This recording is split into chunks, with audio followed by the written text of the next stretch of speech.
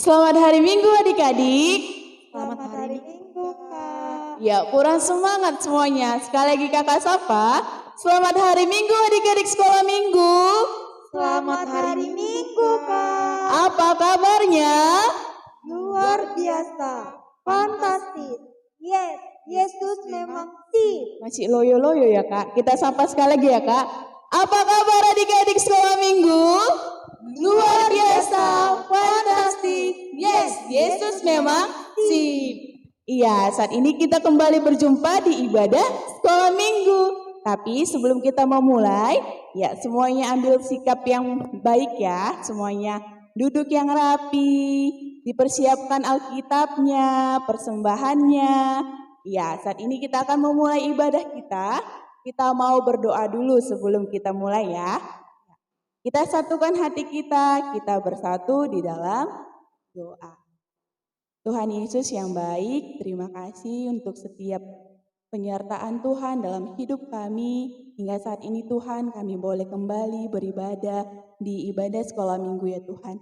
Kiranya Tuhan, Kau berkati hati kami, agar kami tetap fokus untuk ibadah kami dan kami boleh memuji memuliakan Tuhan. Berkati hati kami yang akan mendengarkan firman Tuhan hari ini. Kiranya firman Tuhan boleh kami lakukan dalam kehidupan kami. Terima kasih Tuhan Yesus. Kami memulai ibadah kami dalam nama Yesus Kristus. Kami berdoa. Amin. Iya adik-adik, kalau kakak tanya, siapa kita? Jawabnya Laskar Kristus. Oke adik-adik, kakak tanya, siapa kita? Laskar Kristus. Sekali lagi, lebih semangat. Siapa kita? Laskar Kristus. Baik, sebagai Laskar Kristus, kita mau puji Tuhan. Untuk itu, adik-adik yang di rumah semua bangkit berdiri, kita mau bernyanyi, Saya Bukan Pasukan Berjalan.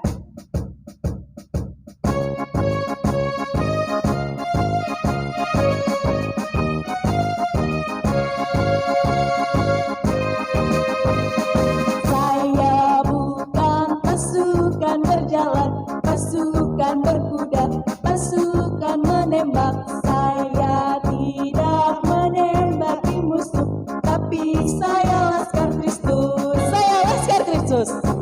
Laskar Kristus, siap gerak dor. Saya Laskar Kristus, siap gerak dor. Saya bukan pasukan berjalan, pasukan berkuda, pasukan menembak. Saya tidak menembaki musuh, tapi saya baca kitab suci, doa tiap hari.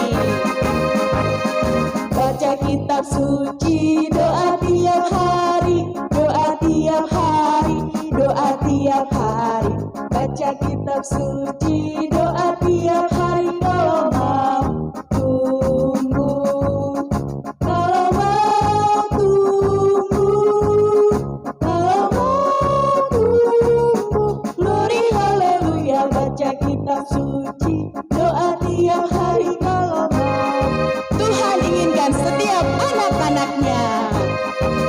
Tuhan inginkan setiap anak-anaknya mengenal Dia dan jadi dewasa, menentang dunia dan melawan dosa. Hidup kudus menang di tengah celah. Tuhan inginkan setiap anak-anaknya tekun belajar, lakukan firman-Nya, mengenal dunia dan melawan dosa. Hidup kudus menang di tengah celah. Tuhan, aku tahu tak mudah semua itu. Pertolongan-Mu yang ku perlu, turut firman-Mu agar aku mampu. Ku mau berakar dan bertumbuh dan berbuah di dalam firman-Mu.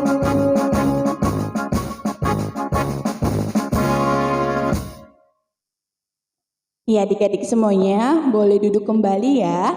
Ya, saat ini kita akan mendengarkan cerita Alkitab. Untuk itu semuanya disiapkan Alkitabnya ya, supaya kita siap untuk mendengarkan cerita Alkitab. Nah, kita kembali mau puji Tuhan, kita bernyanyi, Kusiapkan Hatiku Tuhan.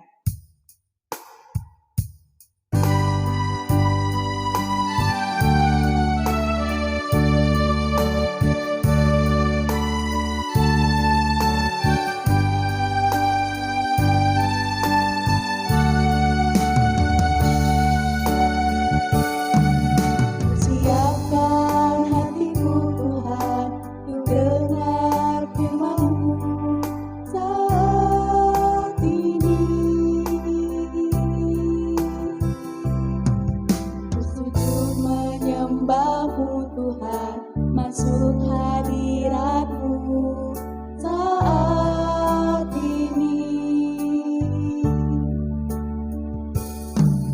Curahkan urapan-Mu Tuhan bagi jemaat-Mu saat ini.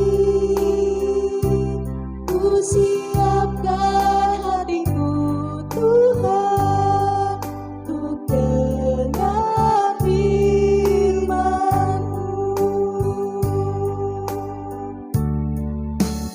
Firman-Mu Tuhan tiada berubah. Dahulu, sekarang, selama-lamanya tiada berubah. Firman-Mu Tuhan, penolong hidupku. Ku siapkan hatiku Tuhan untuk dengar firman. Hatiku telah siap Tuhan. Hatiku telah siap Tuhan untuk dengar firman-Mu.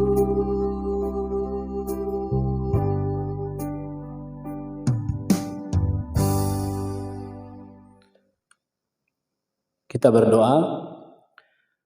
Ya Allah, Bapa kami yang bertahta dalam kerajaan surga, kami mengucap syukur kepadamu Tuhan pada pagi hari ini dalam ibadah pada minggu hari ini Tuhan, hari yang Kau kuduskan ini.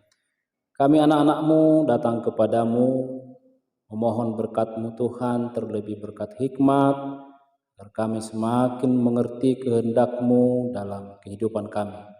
Kami tahu Tuhan, kami anak-anak-Mu adalah manusia yang lemah. Karena itu Tuhan bimbing kami melalui kuasa Roh Kudus-Mu, agar firman-Mu menjadi kesukaan kami dan firman-Mu berkuasa atas diri kami. Dalam Kristus Yesus Tuhan kami berdoa dan mengucapkan syukur kepada-Mu. Amin. Shalom. Selamat hari Minggu bagi adik-adik sekolah minggu sekalian. Kita berjumpa kembali melalui ibadah Minggu pada hari ini. Namun sebelum kita mendengarkan penjelasan tentang firman Tuhan, kita baca bersama-sama nats firman Tuhan yang telah ditentukan untuk hari Minggu ini. Firman Tuhan yang menjadi renungan kita dan juga bahan pelajaran kita, yaitu yang tertulis dalam kitab Injil Lukas pasal yang kedua ayat 41 hingga ayat 52. Sekali lagi dari kitab Injil Lukas pasal 2 ayat 41 hingga ayat yang ke-52. Mari kita membacanya, disediakan Alkitabnya dan ikuti pembacaan firman Tuhan. Beginilah bunyi firman Tuhan. Yesus pada umur 12 tahun dalam bait Allah. Tiap-tiap tahun orang tua Yesus pergi ke Yerusalem pada hari raya Paskah. Ketika Yesus berumur 12 tahun, pergilah mereka ke Yerusalem seperti yang lazim pada hari raya itu. Sehabis hari-hari perayaan itu, ketika mereka berjalan pulang, tinggallah Yesus di Yerusalem tanpa diketahui orang tuanya. Karena mereka menyangka bahwa ia ada di antara orang-orang seperjalanan mereka. Berjalanlah mereka sehari perjalanan jauhnya, lalu mencari dia di antara kaum keluarga dan kenalan mereka. Karena mereka tidak menemukan dia, kembalilah mereka ke Yerusalem sambil terus mencari dia. Sesudah 3 hari, mereka menemukan dia dalam bait Allah. Ia sedang duduk di tengah-tengah alim ulama sambil mendengarkan mereka dan mengajukan pertanyaan-pertanyaan kepada mereka. Dan semua orang yang mendengar dia sangat heran akan kecerdasannya dan segala jawab yang diberikannya. Dan ketika orang tuanya melihat dia, tercenganglah mereka. Lalu kata ibunya kepadanya, "Nak, mengapakah engkau berbuat demikian terhadap kami? Bapamu dan aku dengan cemas mencari engkau." Jawabnya kepada mereka, "Mengapa kamu mencari aku? Tidakkah kamu tahu bahwa aku harus berada di dalam rumah Bapakku?" Tetapi mereka tidak mengerti apa yang dikatakannya kepada mereka. Lalu ia pulang bersama-sama mereka ke Nazaret, dan ia tetap hidup dalam asuhan mereka. Dan ibunya menyimpan semua perkara itu di dalam hatinya. Dan Yesus makin bertambah besar dan bertambah hikmatnya dan besarnya, dan makin dikasihi oleh Allah dan manusia. Demikian pembacaan firman Tuhan. Nah, adik-adik sekolah minggu, mungkin kita sudah sering mendengar cerita tentang Yesus yang di bait Allah ketika ia masih berusia 12 tahun. Mungkin ada yang seusia Yesus pada saat ini. Itu kelas 5 atau kelas 6 SD. Nah, Yesus ketika berumur 12 tahun, ia sudah diajak oleh orang tuanya ke bait suci. Mereka merayakan Paskah. Nah, jadi ketika ada perayaan ini, semua orang yang percaya kepada Allah datang dari segala penjuru. Mereka berkumpul pada hari raya Paskah. Karena hari raya Paskah adalah salah satu hari raya besar pada saat itu. Jadi semua orang datang berduyun-duyun dari berbagai tempat. Ada yang berjalan 2 hari, 1 hari, 3 hari. Nah, jadi pusatnya adalah di Yerusalem. Nah, kita bayangkan ketika perjalanan pergi ke Yerusalem sudah capek, belum ada transportasi seperti sekarang. Diantar ke gereja naik sepeda motor atau naik mobil. Oh, belum. Mereka zaman dahulu hanya memakai alat transportasi yang sangat sederhana, yaitu jalan kaki. Dan mereka bersama-sama, tidak ada yang mengeluh, tidak ada yang merasa sakit, tetapi karena mereka mau berjumpa dengan Tuhan, karena mereka mau mendengar firman Tuhan, semangat mereka berapi-api, semangat mereka luar biasa. Tak terkecuali Yesus dan orang tuanya, yaitu Yusuf dan Maria. Nah, setelah selesai acaranya begitu, karena banyak orang, mungkin ribuan atau puluh ribu yang datang. Wow. Maka Yesus tidak sengaja tertinggal. Nah, itu tadi dibaca sini bagaimana orang tuanya terkejut, orang tuanya merasa sangat ketakutan karena ya anaknya masih berusia 12 tahun sudah ketinggalan. Mereka menyangka Yesus ikut dari belakang. Mereka menyangka Yesus itu ikut rombongannya. Tetapi ketika mereka melihat ke belakang, tidak ada. Mereka bertanya kepada keluarganya, tidak ada. Mereka bertanya kepada rombongan paling belakang, tidak ada. Akhirnya mereka memutuskan, Yusuf dan Maria memutuskan, cari lagi ke Yerusalem. Bayangkan mereka harus kembali lagi berjalan 1 hari yang penuh.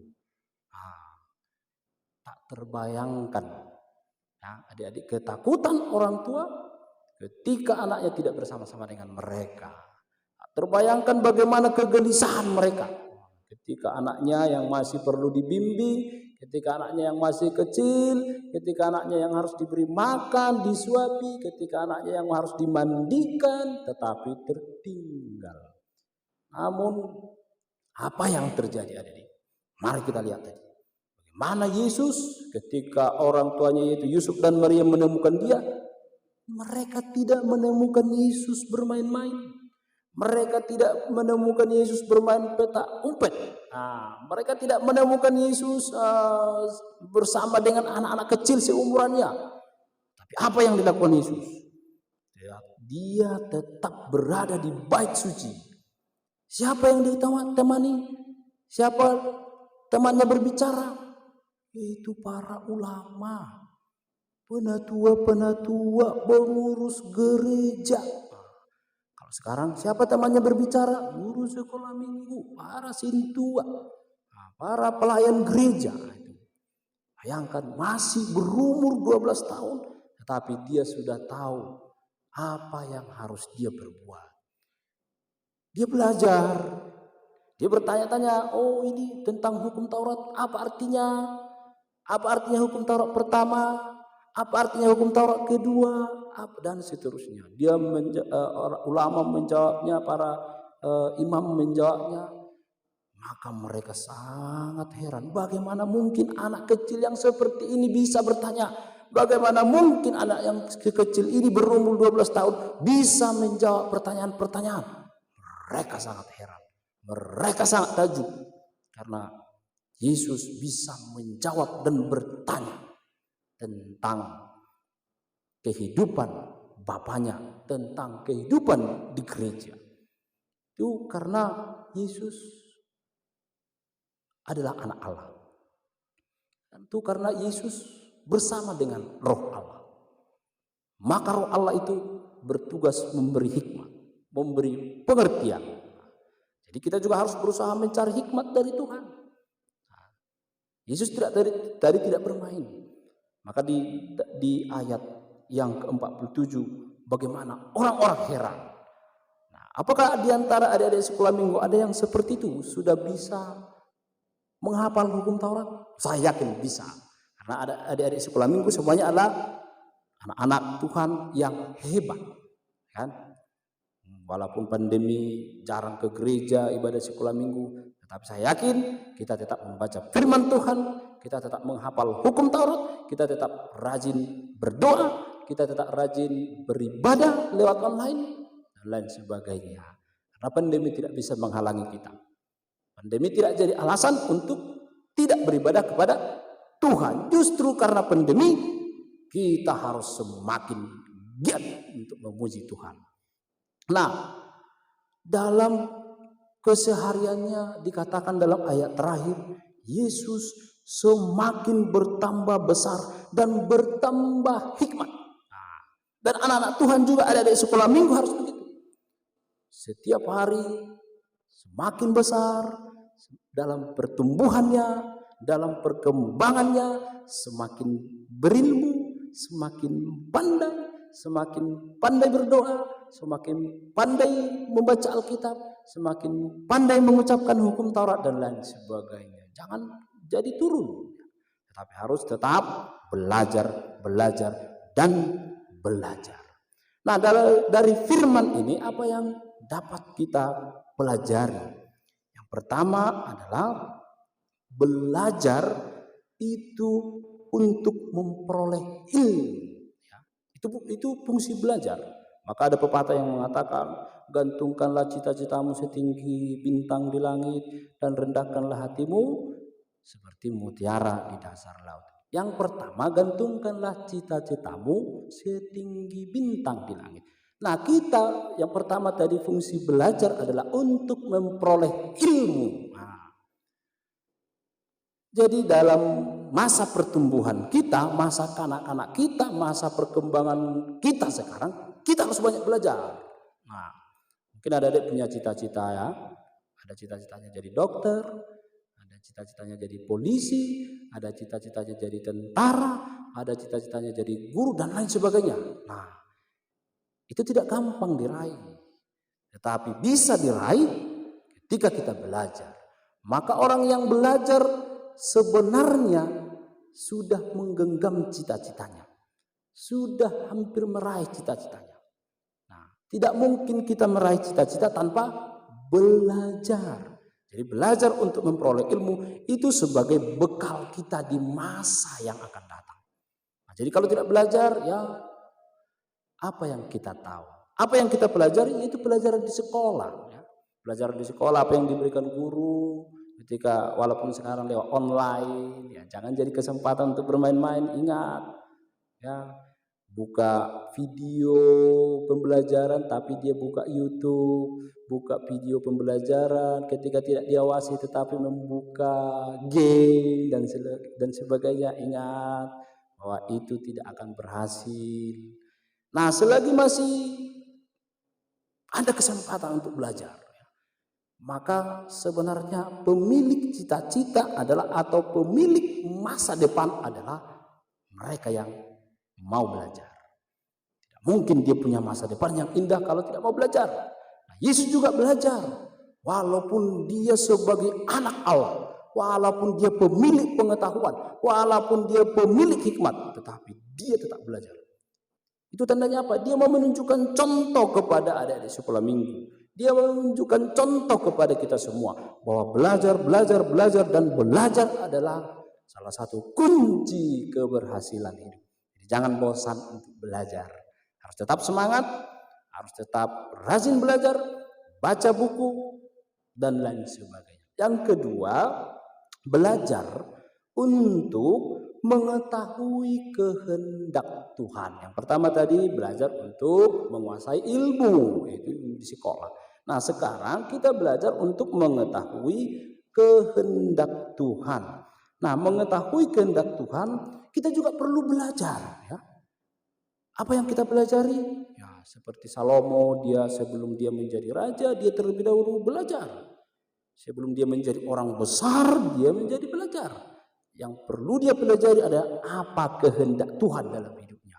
Dia selalu belajar, apa sih yang Tuhan inginkan dari aku? Apa sih yang Tuhan inginkan yang akan kulakukan sekarang?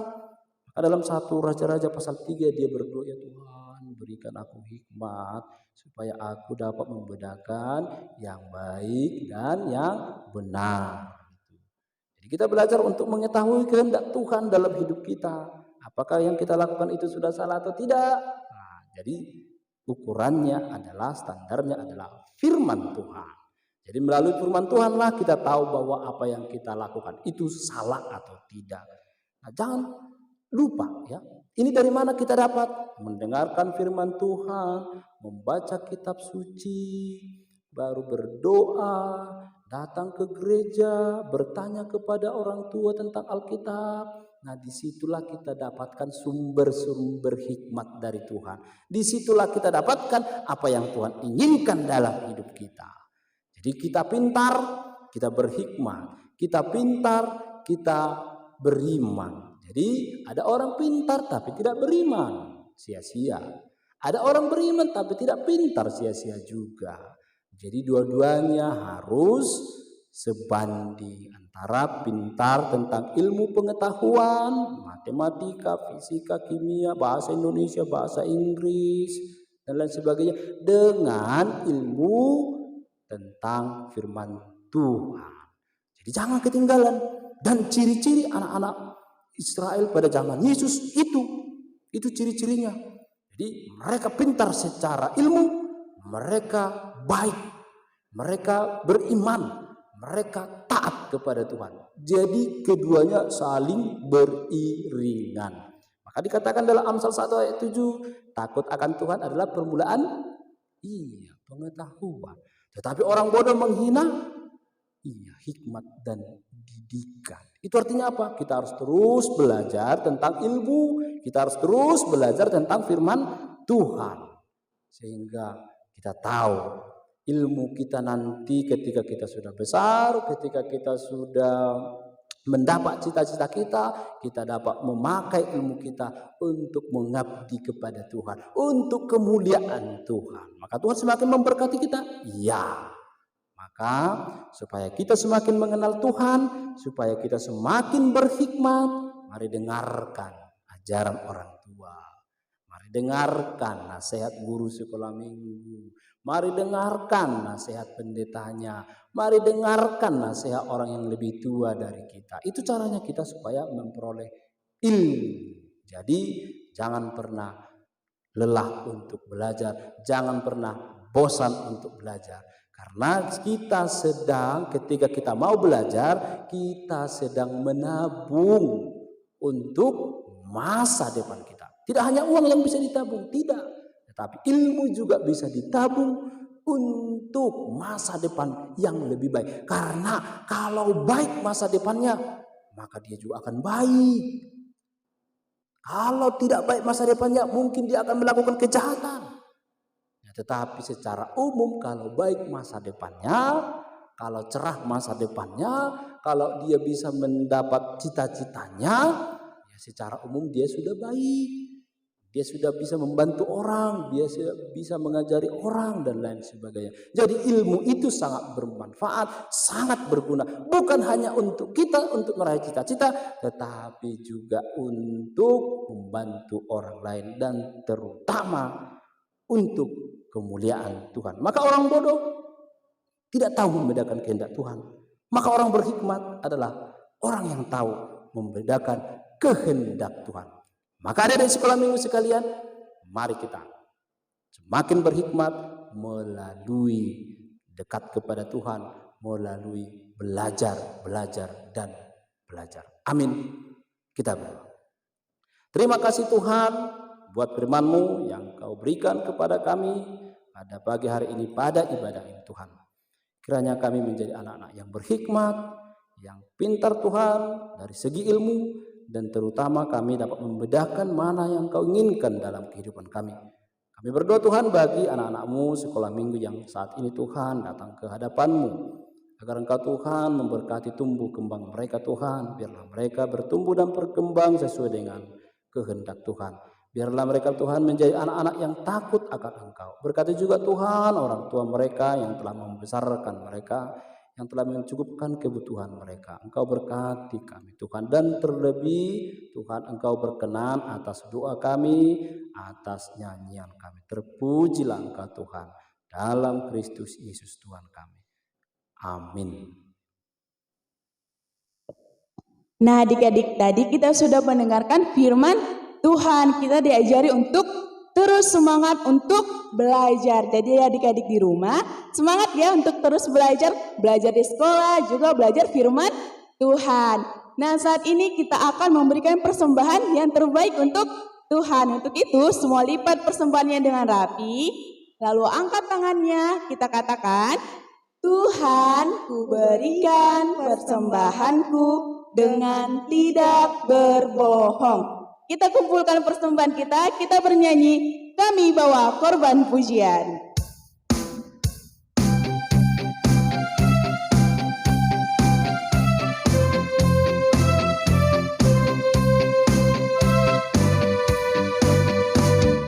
Kami bawa korban pujian ke rumah-Mu, oh Tuhan, juga korban kegirangan ke rumah-Mu, oh Tuhan. Korban ucapan syukur kami persembahkan bagi-Mu, dan korban kegirangan itu juga bagi-Mu. Sekali lagi kami bawa korban pujian. Kami bawa korban pujian ke rumah-Mu, oh Tuhan, juga korban kegirangan ke rumah-Mu, oh Tuhan. Korban ucapan syukur kami persembahkan bagi-Mu, dan korban kehilangan itu juga bagi-Mu.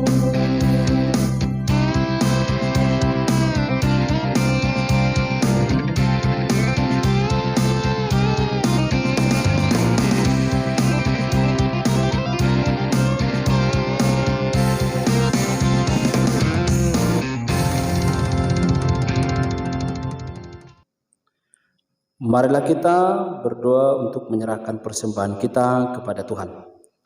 Ya Allah Bapa kami yang di surga, kami mengaku bahwa Tuhan adalah sumber dari segala karunia yang melimpah dalam kehidupan kami masing-masing.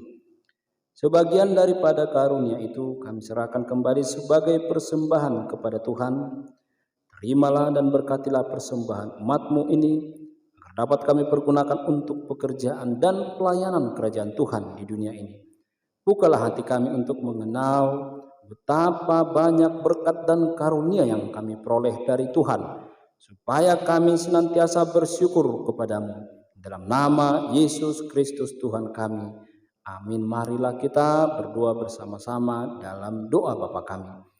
Bapa kami yang di surga, dikuduskanlah namamu, datanglah kerajaanmu, jadilah kehendakmu di bumi seperti di surga. Berikanlah kami pada hari ini makanan kami yang secukupnya, dan ampunilah kami akan kesalahan kami, seperti kami juga telah mengampuni orang yang bersalah kepada kami. Dan janganlah membawa kami ke dalam pencobaan, tetapi lepaskanlah kami daripada yang jahat.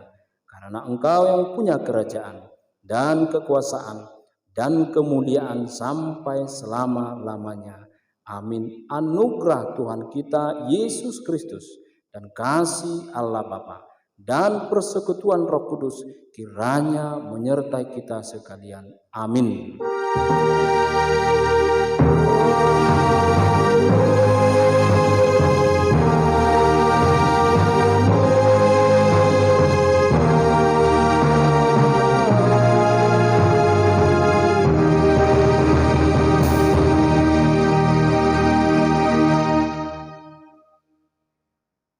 Selamat hari Minggu adik-adik. Sampai ketemu di ibadah kita minggu depan.